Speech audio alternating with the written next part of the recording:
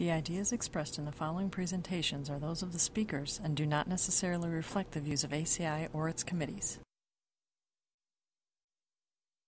ACI web sessions are recorded at ACI conventions or other concrete industry events and will be made available for viewing free of charge for 1 week. Thereafter, they will be archived on the ACI website or added to ACI's online CEU program, depending on their content. You can earn continuing education credits through ACI's online CEU program. Visit www.concrete.org to register. ACI conventions provide an opportunity for networking and for keeping up to date with the latest in concrete technology and practices.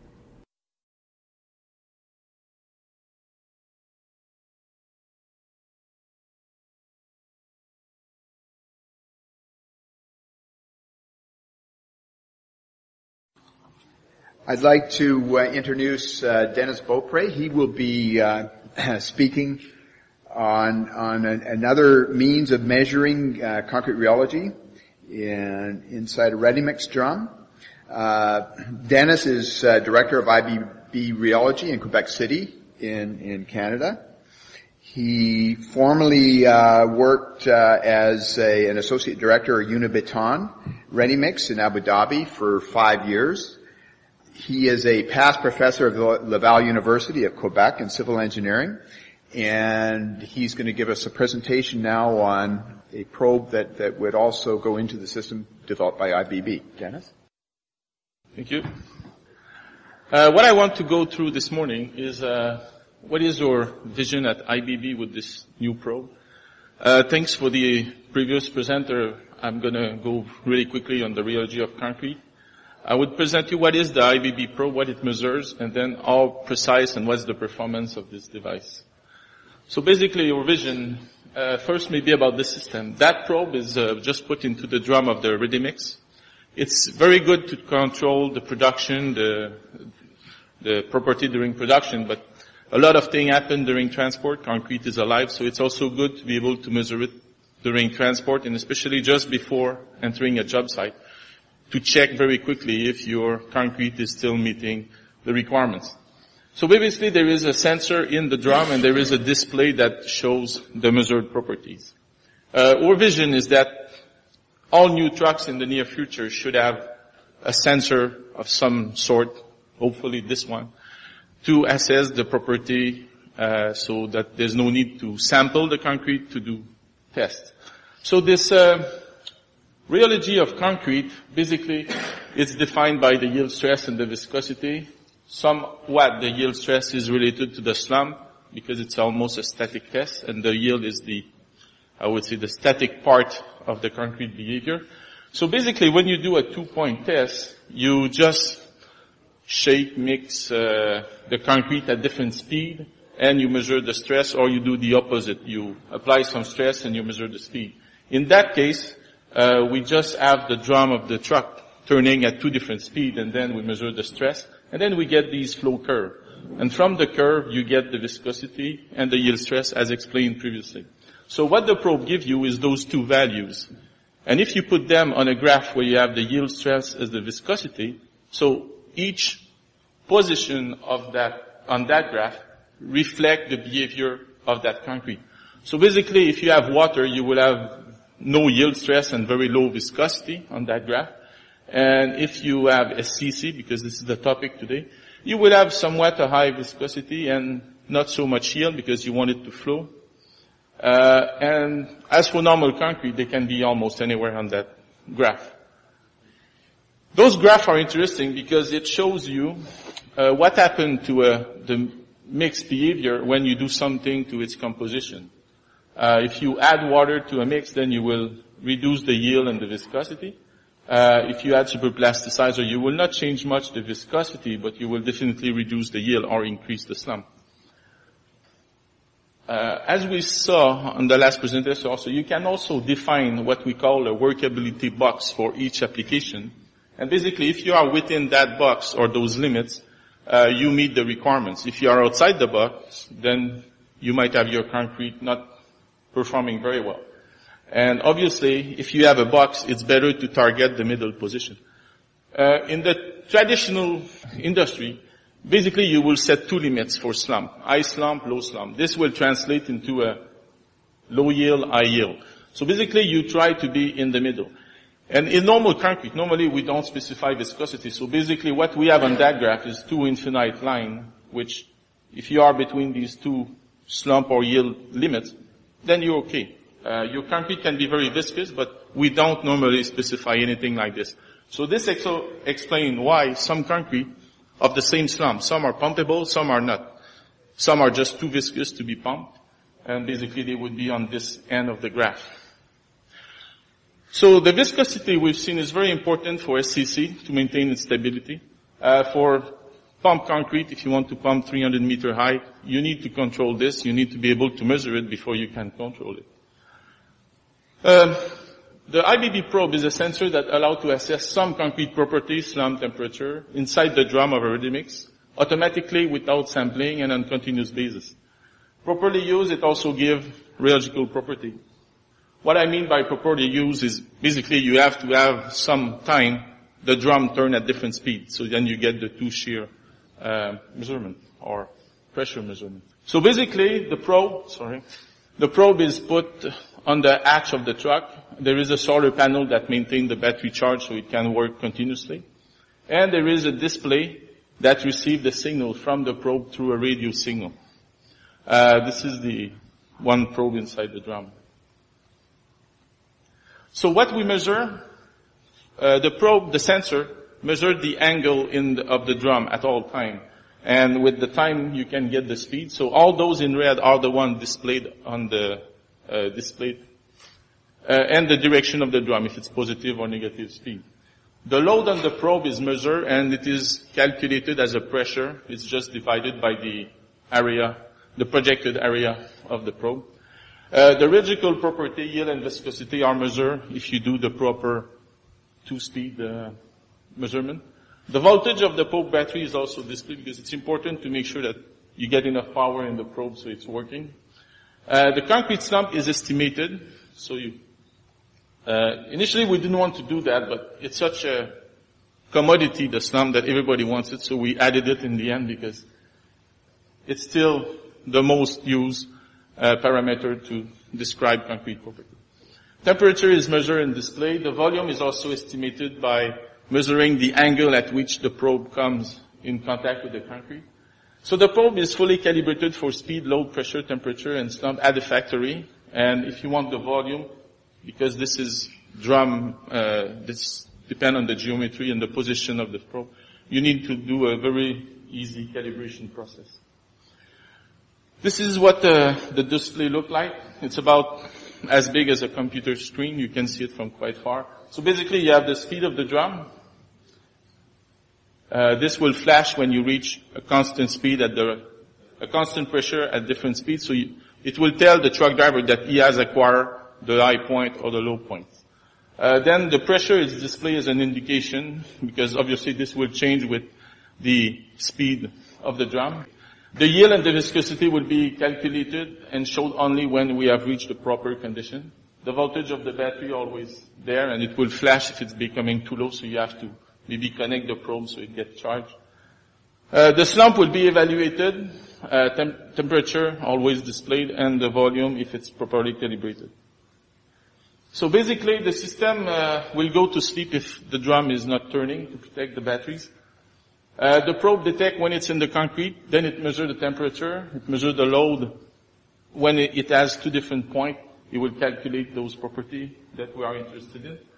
And the slump now is estimated from the yield stress. Before we were using the pressure at a constant speed, but we find out that if the speed is not exactly what we have calibrated the slump for, it makes a difference. So now we're just using the yield, and hopefully we will get a very precise estimation. It's still very good now, but it will just be better.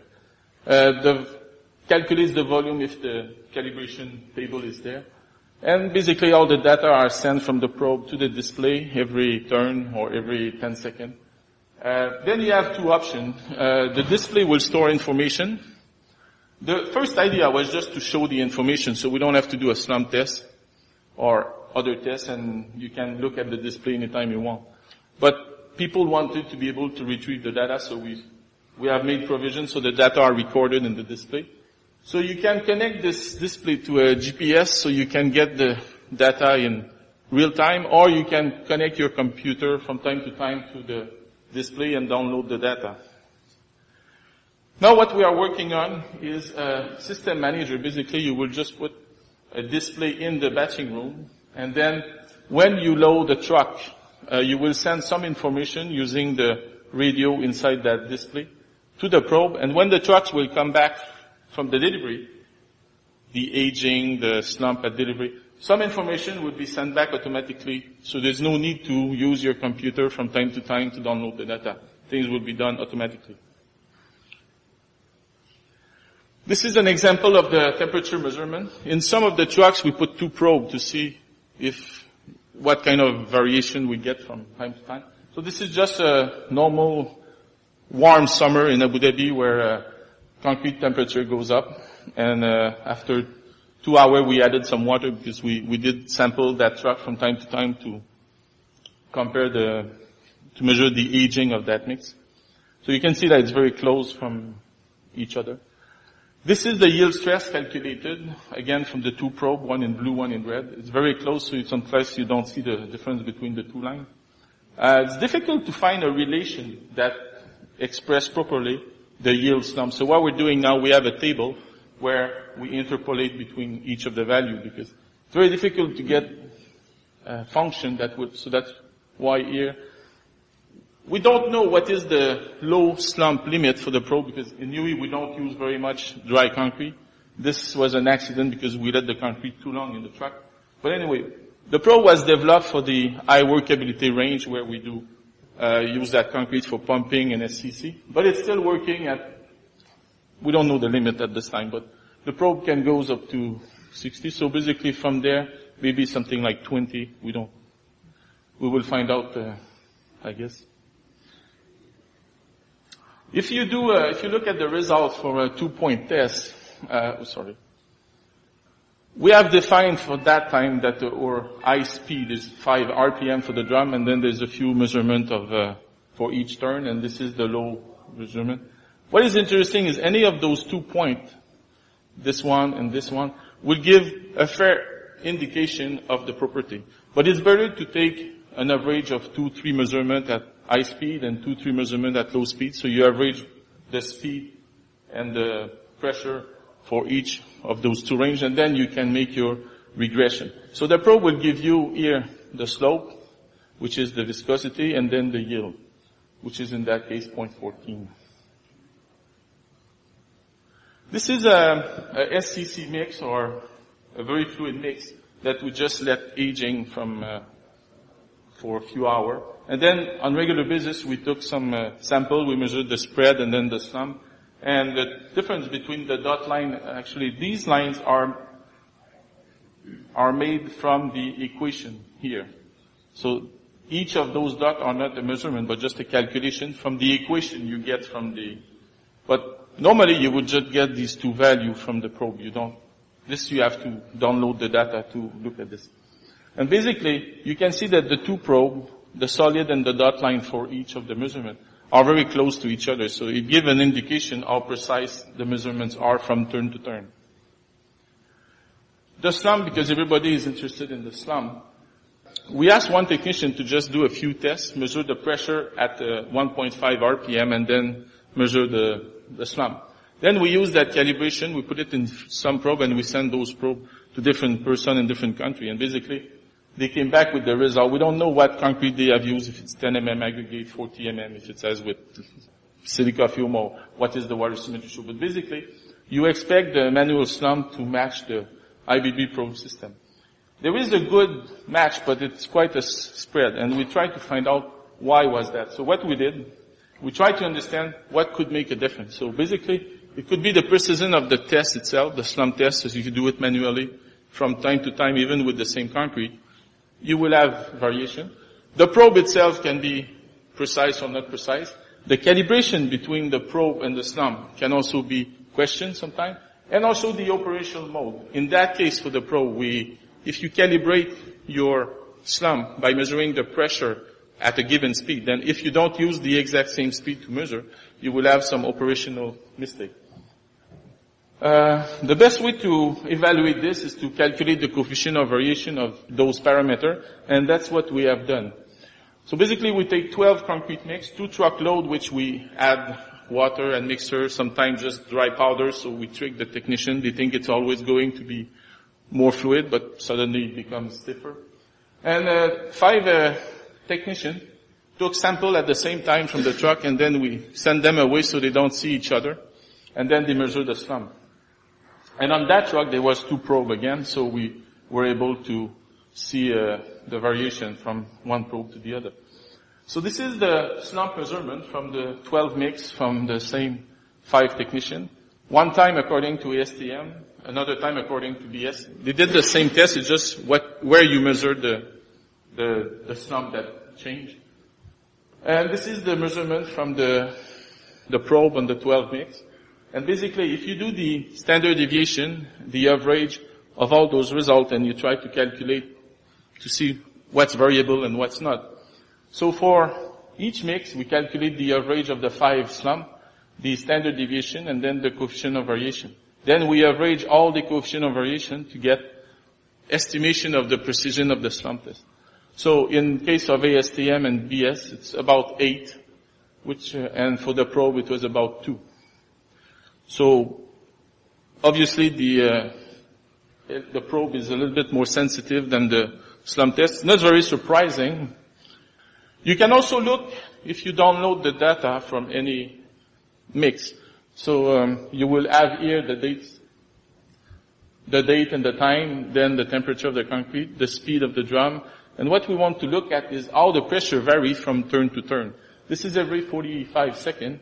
And what you expect in a normal mix is that the pressure will go up because the slump will go down with time. So you can appreciate here that it's going up slowly. And if you look at many results like this, you will see that the precision from turn to turn is about 1% at most. In that case here, from this turn to this turn, you have 0.02 out of 2.7, so it's about 1%. But normally it will go by 1 digit. When we put this last 12 mix on this previous calibration, this calibration, as I mentioned, was done with not with the yield, but with the pressure at 1.5 RPM. It's a little better when you average the slump because then you don't have too much mistake on the manual slump. We have to assume that this scale is a little bit more precise than this one from the result we just saw. So if you had to make a box of the error on each of the measurements, basically you will have a rectangle which will be 3 times wider than its height. As I mentioned, the first display of the first probe that were installed when they did this initial testing, they were in the cab of the truck. So because the driver was not able to see the speed, I think there was a lot of mistake due to the speed of the drum itself.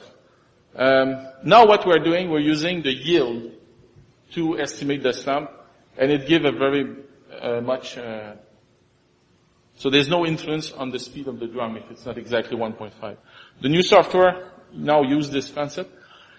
Just a mention about the wear. Some of those probe has been in the truck for more than a year now, and we have measured some of the wear. It is made of stainless, so it's very abrasion resistant. And we estimate that the life of the sleeve here will be about 30 to 50,000 cubic meter. Those measurements were done with crush aggregate, so we suspect that with round aggregate it will be a little bit more. Conclusion. So after 3 years of development and many versions of the probe, the system is a good tool to evaluate automatically, continuously the fresh property inside a ready-mix truck. The system is easy to install. You just need a welder and about an hour to install it. Give direct measurement and does not depend on the amount of concrete inside the truck. There are other systems that measure hydraulic pressure to turn the drum, but obviously the calibration needs to be adjusted for the quantity of concrete inside the drum. I've been told that it doesn't vary so much with the quantity of concrete inside the drum, but I think you still have to take care of it. It's a good thing to install on all new trucks. Thank you for your attention.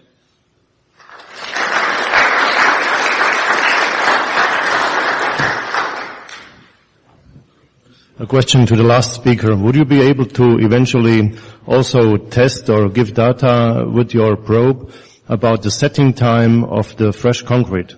Well, I guess if you leave the concrete inside the drum, you will see a raise in temperature when the sets start to pick up. So I guess by measuring the temperature, you will see. You will also see a big increase in yield stress when the setting comes in.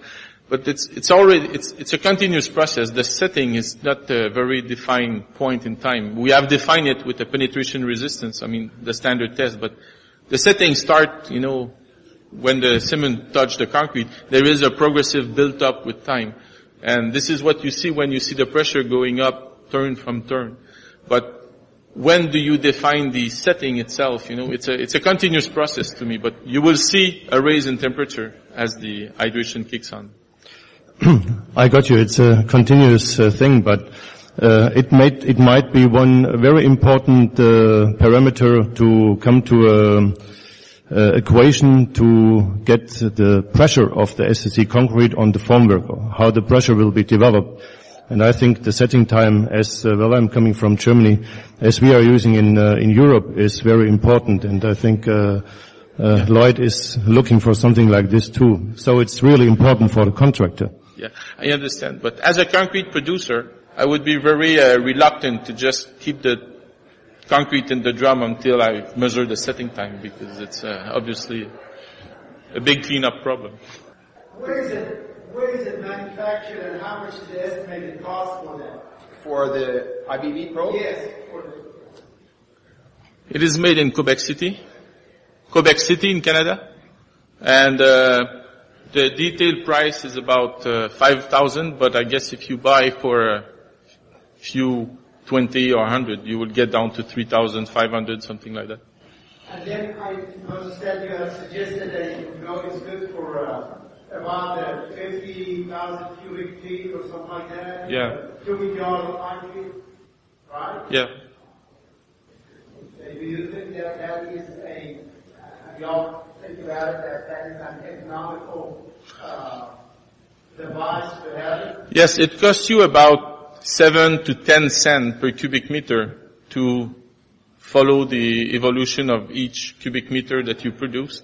And also you can change the wearing part after. This will last the drum.